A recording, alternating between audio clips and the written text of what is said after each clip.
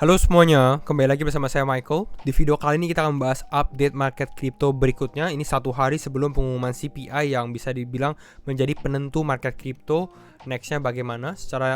Untuk update di video kali ini kita tetap akan membahas beberapa metrics penting atau data penting di market kripto dan kenapa saya rasa big move is coming gitu ya. Akan ada price action atau pergerakan besar di kripto. Arahnya kemana? Di video kali ini kita akan melihat, kita akan coba analisa apakah akan naik ataupun akan turun ya. Tapi kenapa hal itu? Apa alasannya? Kita akan bahas di video kali ini ya. Jadi kalau misalnya teman-teman suka video ini, jangan lupa untuk share videonya, like ataupun subscribe. Dan kita akan bahas atau langsung masuk aja ke dalam update market crypto. Untuk hari ini market masih relatif lebih sideways ya. Bitcoin di level 19.000, Ethereum di level 1.295, nggak terlalu banyak pergerakan. Ya, untuk altcoin lumayan ya, kita ada Huobi token ini naiknya cukup signifikan. Ini mungkin karena sempat yang kita bahas 2 atau 3 video yang lalu tentang berita di mana Huobi ini diakuisisi gitu ya. Di sini dia naik 56% dalam waktu 1 minggu. Seperti itu ya. Ada Terra Luna naik 11%. HBAR, Convex Finance, Ethereum Services. Ada OKB token. OKB token ini adalah token OKX ya. Kita sempat bikin video tentang OKX, salah satu exchange yang lagi growing. Kalau teman-teman mau tahu apa sih fiturnya, kelebihannya, mungkin teman-teman bisa cek video itu. Nanti saya link di deskripsi ya. Lalu ada beberapa altcoin lainnya ya.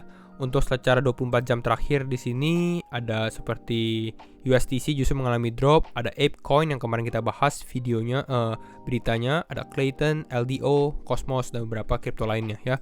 Secara Fear and Greed Index kita di level 20 ya, masih fearful. Dan kita akan lihat beberapa pengumuman penting di hari ini. Di mana dari Tree of Alpha, di sini dia bahas, I believe there is a chance today's PPI will be more eventful than previous one. PPI ini apa? PPI ini adalah Producer Price Index ya. Jadi kita bahas tentang CPI. CPI itu Consumer Price Index, PPI ini Producer Price Index. Jadi lebih karena untuk produsennya. Ya, secara lebih signifikan mana? Lebih signifikan CPI gitu, karena orang-orang kan lebih banyak yang consumer bukan produser, seperti itu ya. Tapi kita lihat dulu ini karena PPI ini sebenarnya sudah selesai gitu ya. Kalau kita lihat dari ini PPI-nya sudah selesai. Ini baru saja ada datanya 1 jam yang lalu atau 2 jam yang lalu gitu ya, pada saat video ini dibuat. Dimana secara forecast kita lihat di bawah sini ya, forecastnya itu 0,2% ya. Ini untuk di bulan September gitu ya, karena rilisnya kan datanya di bulan Oktober. Forecastnya 0,2%, actualnya 0,4%. Jadi kita di atas yang diprediksi. Nah, artinya apa? Artinya sebenarnya simple, dimana pada saat PPI lebih tinggi daripada yang diprediksi, ya kita, a higher than expected reading should be taken as positive atau bullish untuk USD atau dolar. Artinya ya sebenarnya untuk risk aset berisiko kembali lagi ini negatif gitu ya. Nah, pertanyaannya sebenarnya kalau seperti ini gitu ya, karena data PPI-nya udah keluar, kemungkinan ya kalau kita dari data PPI seperti ini, kemungkinan data CPI-nya yang akan launching esok hari gitu ya, ini CPI ya, mungkin lebih negatif juga, karena PPI sudah negatif, CPI-nya mungkin ada kemungkinan negatif gitu ya, karena make sense gitu, produsernya secara inflasi atau producer price index-nya naik, CPI-nya seharusnya juga mengalami kenaikan gitu ya. Tapi ya tetap aja mungkin bisa berubah.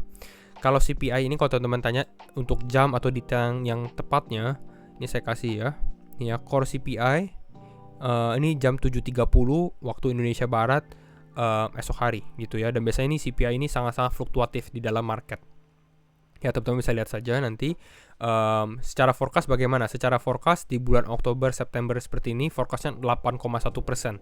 Jadi kalau teman-teman tanya kita akan bullish atau mungkin kita akan mengalami kenaikan ketika harga atau CPI-nya sendiri mungkin 7,9, 7,8, saya rasa ini cukup positif ya ke dalam market. Kalau misalnya dia di bawah 8,1%. Kalau 8 bagaimana? Kalau 8 sebenarnya cukup positif, tapi ya tetap beresiko ya, karena nggak terlalu besar gitu, nggak terlalu jauh dari forecast. Forecast ini yang diprediksi gitu. Kalau dia 8,1 atau mungkin 8,2, 8,3, saya rasa reaksi akan lebih negatif ya. Karena sentimen orang lebih sensitif terhadap berita negatif daripada berita positif, seperti itu. Makanya ini secara analisa yang kita bisa lihat. Lalu kenapa kita bisa bahas bahwa big move is coming atau pergerakan besar ini akan datang? Karena kita lihat dari satu chart penting yang sempat kita bahas di video sebelumnya, yaitu adalah ini.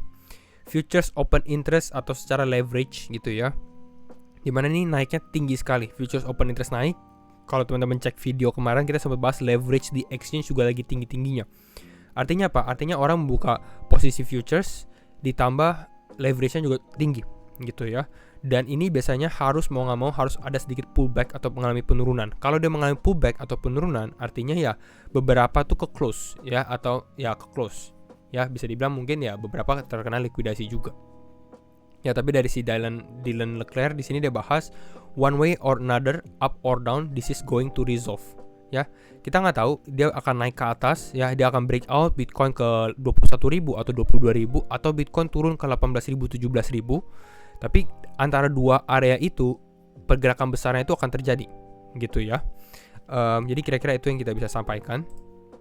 Berikutnya si Ninja di sini dia juga bahas open interest has been up only for the past 8 days and price has done nothing. Secara aggregate open interest atau pengumpulan open interest ya gitu ya dari beberapa exchange ini mengalami kenaikan. Ya, untuk yang USDT atau stablecoin contracts maupun coin contracts ini mengalami kenaikan. Artinya banyak orang yang mulai ya buka posisi gitu ya. Dari sini di Dylan Leclerc sama naik soalnya. Nah, tapi secara harga kita bisa lihat harganya rangingnya di area ini aja. Bisa dibilang memang kita naik turun tapi nggak terlalu signifikan pergerakannya gitu ya.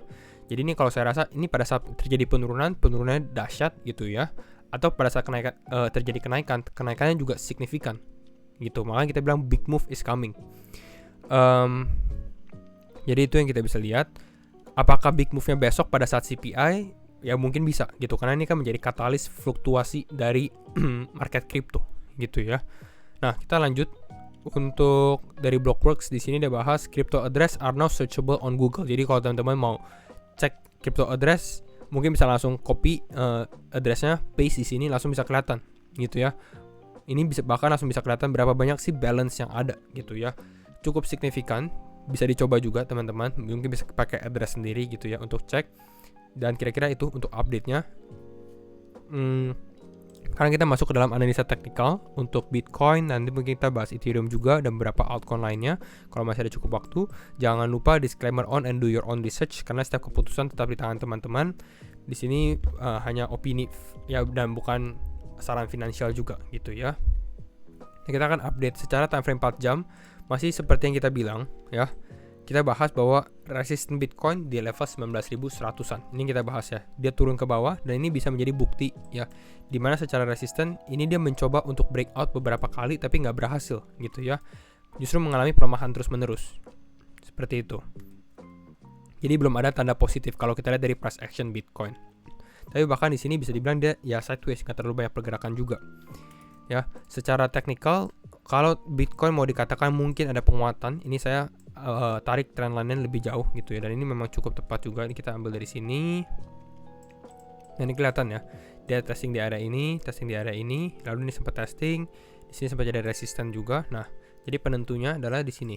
Yang pertama, kalau teman-teman mau lihat Bitcoin mengalami penguatan, yaitu adalah kita harus breakout dari resisten dulu 19.152. Kita mulai mencoba untuk naik, mungkin konsolidasi dikit di sini, baru mencoba untuk breakout dari resisten line ini. Seperti itu ya. Tapi ini tergantung, harus diperhatikan dengan move dari CPI. Kira-kira kapan Bitcoin naik ke atas, dan kapan misalnya kalau dia mengalami penurunan. Kita akan membahas beberapa skenario gitu ya. Harus ingat bahwa besok jam 7-an ya itu udah ada CPI gitu ya. Nah, yang bisa terjadi adalah kalau misalnya dia naik ke atas ini, ada possible rejection gitu. Ada mungkin ada kemungkinan bisa ada reject gitu ya, atau ditolak gitu ya. Ini saya kasih warna kuning mungkin di sini jadi kelihatan ya. Jadi ini area yang kita warna pink kali ya. Nah, ini ya. Ini area kuning aja. Oke. Jadi gini aja. Jadi ini area target kita. Nah, kalau ternyata dia di level ini gitu ya, mungkin ada potensi rejection juga seperti ini gitu. Ini masih bisa terjadi untuk Bitcoin juga, dimana dia coba mengalami penguatan, ternyata penguatan nggak terlalu signifikan, baru dia mengalami penurunan seperti itu ya. Atau next move-nya dia mengalami penurunan, baru mengalami upside seperti itu. Karena ini kedua hal. Jadi saya lihat kita mengambil keputusannya lebih baik di support atau di resistennya Bitcoin saja. Ya, jadi pada saat dia hit resisten di area ini ya, kalau cenderung mengalami pelemahan yang bisa open short karena mungkin ada potensi dia mengalami penurunan seperti itu. Sedangkan kalau dia ternyata mengalami penurunan langsung, pelemahan gitu ya, kita bisa open long untuk dia mengalami penguatan seperti itu. Jadi ini yang kita lihat bagaimana pergerakan Bitcoin berikutnya. Nah, kenapa ke level ini? Di sini level 18.800 saya rasa ini level yang cukup kuat sebagai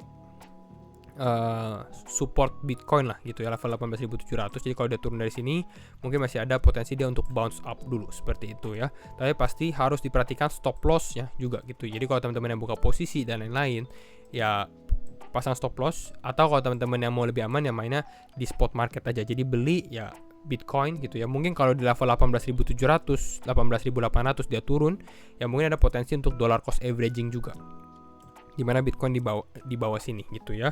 Dan biasanya ini cukup menjadi level yang demand-nya cukup strong juga di level bawah sini 18.700, 18.800. Makanya saya cukup berani juga seperti itu ya. Tapi ini kita bisa lihat secara skenario bagaimana apa yang akan Bitcoin lakukan dulu. Kalau dia naik di resistance ada potensi untuk rejection. Kalau dia ke level support di bawah sini ya ada potensi untuk dia bounce seperti itu. Nah, pada saat CPI sudah mendekati ya sudah mendekati ya pengumuman CPI, nah itu harus lebih hati-hati gitu ya, karena biasanya fluktuatifnya itu sangat-sangat signifikan. Mungkin biasanya dia bisa naik dulu baru mengalami penurunan pun itu bisa terjadi, atau yang sebaliknya dia mengalami penurunan dulu baru dia mengalami upwards, itu juga bisa. Jadi mungkin tunggu 1 jam 2 jam baru mengambil keputusan setelah pengumuman CPI, itu pun juga nggak apa-apa. Jadi jangan terlalu gegabah gitu ya atau terburu-buru ya. Kembali lagi tergantung risk management dan preference teman-teman gitu ya. Selanjutnya kita lihat untuk Ethereum ya. Kalau saya lihat dari Ethereum di sini grafiknya, nah ya ini kita cukup analisa Ethereum. Ini mungkin saya close dulu garis Fibonacci-nya jadi kelihatan. Nah, kita kelihatan ya. Nah, untuk Ethereum ini kalau kita perhatikan ini cenderung mengalami pelemahan sebenarnya. Kenapa? Karena di sini kita bisa lihat dia ada resistance di sini ya, dan ini terkena hit terus resistance-nya. Nah, sekarang ini mencoba untuk balik ke dalam trendline bawah sini. Tapi kita teman-teman bisa lihat bahwa ini dia sudah mengalami breakdown gitu ya. Dan sekarang ini mencoba untuk naik kembali. Ya, kalau dia gagal untuk breakout, jadi ini dua resistance sebenarnya ya. Resistance pertama di yang warna kuning, resistance kedua yang warna putih gitu. Kalau dia bisa breakout dua-duanya, ini cukup bullish untuk Ethereum, mungkin bisa kembali lagi ke dalam zona atas ini gitu ya. Tapi kalau ternyata dia ada potensi rejection, ya ini lebih condong ke bawah. Kalau saya lihat bagaimana, karena ini dua resisten dan resisten yang cukup kuat, sebenarnya kedua hal ini point out ya lebih karena negatif gitu ya, karena ya cukup susah untuk dia menembus area ini gitu, karena ini kan dua-duanya resisten yang cukup kuat seperti itu. Jadi possible untuk rejectionnya ada. Mungkin kalau teman-teman yang mau lihat Ethereum atau short Ethereum ya bisa, tapi ya lihat dulu secara resikonya juga. Jangan lupa ada stop loss dan lain-lain sesuai plan masing-masing gitu ya. Tapi ini kita bisa lihat dari Ethereum sendiri yang cenderung mengalami pelemahan. Kalau kita lihat dari stok saham Amerika bagaimana, saham Amerika sekarang netral gitu ya, nggak naik nggak turun sebenarnya, tapi kita lihat dalam 4 hari terakhir ini mengalami penurunan. Jadi kita lihat apakah dia akan ada sedikit kenaikan lagi atau ini akan terus trending downwards atau penurunan terus sampai ke target kita di kisaran level 3.500 pun ini possible gitu ya, ada kemungkinannya. Jadi kira-kira ini yang kita bisa sampaikan sebelum pengumuman CPI yang besar. Semoga teman-teman mendapatkan informasi yang baru, dan ya jangan lupa kalau teman-teman suka video ini untuk share videonya, like ataupun subscribe. Dan sekali lagi thank you semua for watching and see you in the next video. Bye bye.